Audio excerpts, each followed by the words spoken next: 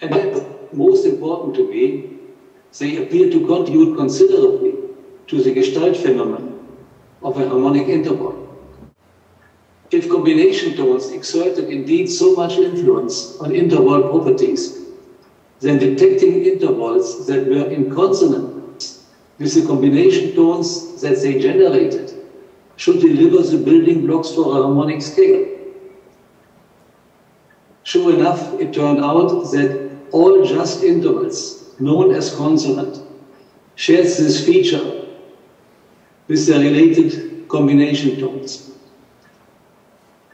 Sorting them in accordance to their span resulted in a framework that only needed some fill-in, following given examples in order to produce the just chromatic scale.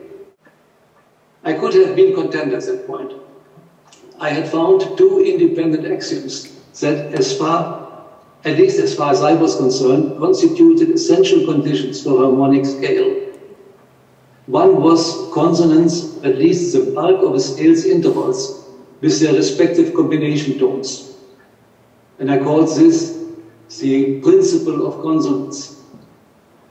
The other one was what I called the principle of equidistance, the sequence of exponentially growing scale steps.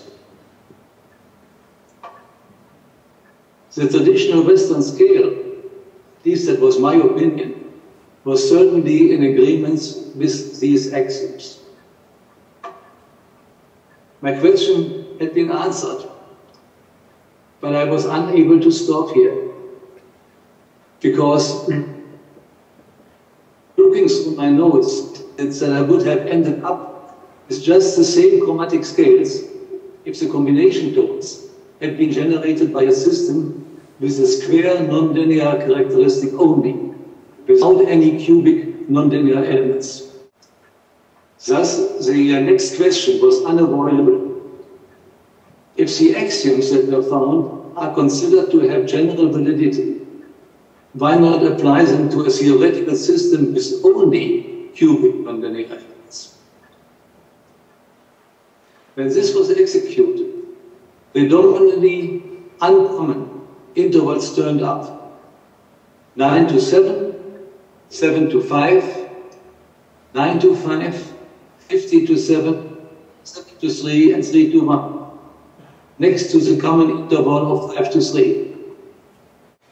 Sorting them according to their span and filling in gaps following given examples produced a 13-step scale within the compass of 3 to 1. And lacking John Pierce's knack for inventing striking names, that is exactly what I called my discovery, the 13-step scale. Actually, I wasn't even certain at that time whether it was a discovery at all. After all, there was for quite a while no way to hear the scale or its intervals. All I knew was that there was a far-reaching duality to the traditional Western scale, and that had to have a meaning. The next pages of my old notes are consequently dedicated to the attempt to create diatonic modes. It turned out that 9-step modes seemed to be the most difficult, and on pages 21 of my notes, of them up with it, that relied strongly on the triad, 3 to 5, 7. One of them, here called Mol 2, or minor 2 in English, was later independently recreated by John Pierce as P579, the Pierce scale. Naturally, these scales abide by the principle of consonance, by definition. And on page 24, the notes that they also follow the principle of equidistance.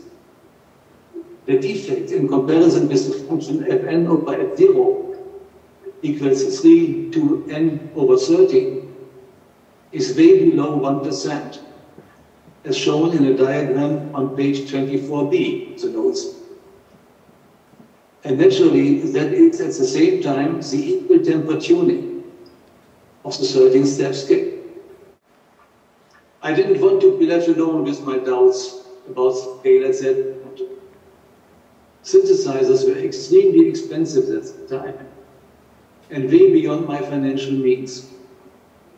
So on October 1, 1972, the letter is still in my files. I ordered an electronic organ with a specific set of keys, but without oscillators and frequency divisors.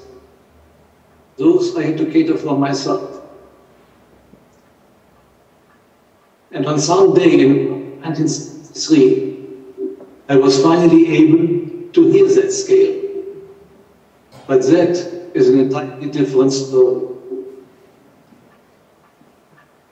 One final thought.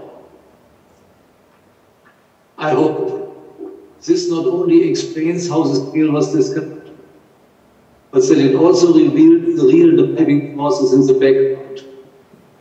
They were ignorance, curiosity.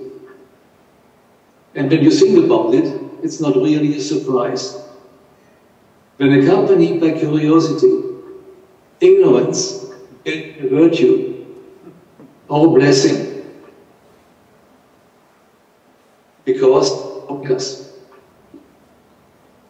thank you.